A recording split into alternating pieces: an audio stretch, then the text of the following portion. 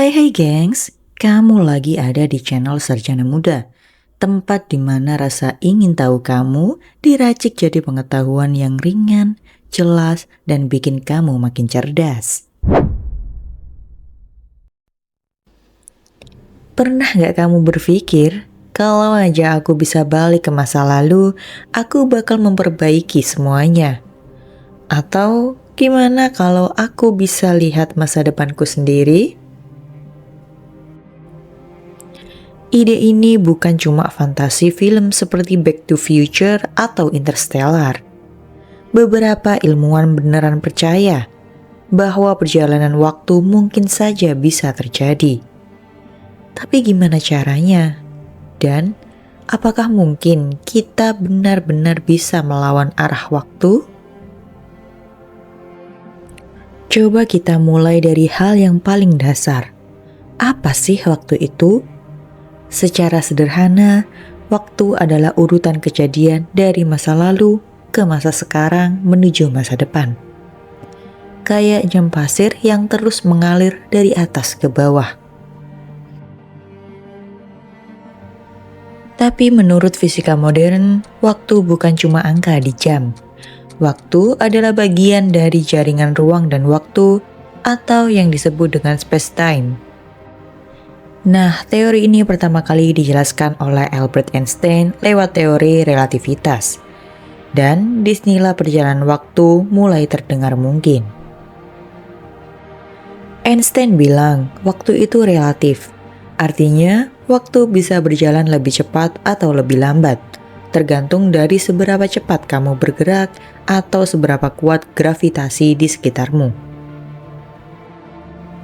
Misalnya gini, kalau kamu naik pesawat luar angkasa dan terbang mendekati kecepatan cahaya, waktu buatmu bakal berjalan lebih lambat dibandingkan orang di bumi. Fenomena ini disebut time dilation atau pelebaran waktu.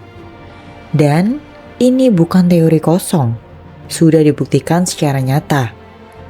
Dalam eksperimen tahun 1971, 2 jam atom identik dipisahkan, satu tetap di bumi, satu dibawa dengan pesawat jet yang mengelilingi dunia. Hasilnya, jam di pesawat benar-benar lebih lambat dibandingkan jam di daratan. Artinya, kita sudah benar-benar bisa bergerak di masa depan, walau hanya dalam hitungan mikrodetik. Oke, berarti ke masa depan itu mungkin secara teori dan eksperimen. Kalau kita bisa bangun pesawat yang melaju mendekati kecepatan cahaya, misalnya 99,999% kecepatannya, maka 1 jam di kapal bisa sama dengan 100 tahun di bumi. Jadi kalau kamu berangkat sekarang dan kembali lagi, kamu bakal melompat ratusan tahun ke masa depan. Keren banget kan? Misalnya cuma satu, teknologi kita belum cukup kuat buat mencapai kecepatan segitu. Butuh energi yang hampir tak terbatas, bahkan lebih besar dari seluruh sumber daya di bumi. Nah, kalau ke masa depan mungkin, bagaimana dengan kembali ke masa lalu? Inilah bagian paling rumit dan paling kontroversial. Secara teori ada konsep yang disebut wormhole atau lubang cacing. Bayangin kertas yang dilipat jadi 2. Kalau kamu bikin lubang yang menembus kedua sisi kertas itu, kamu bisa berpindah dari titik A ke B tanpa harus menempuh jarak panjang. Itulah ide dasar wormhole. Einstein dan fisikawan Nathan Rosen bahkan pernah menghitung kemungkinan ini. Dan hasilnya secara matematis, wormhole bisa eksis. Tapi, untuk menjadikannya mesin waktu, kamu butuh energi negatif dalam jumlah besar. Sesuatu yang belum pernah kita temui secara nyata. Oke, anggap aja kamu bisa balik ke masa lalu. Sekarang muncul satu masalah besar, paradoks waktu. Misalnya kamu balik ke masa lalu dan mencegah kelahiran kakekmu. Kalau kakekmu nggak pernah lahir, berarti kamu juga nggak pernah lahir. Kalau kamu nggak pernah lahir, siapa yang mencegah kakekmu? Itulah yang disebut grandfather paradox. Paradoks yang paling terkenal dalam teori perjalanan waktu.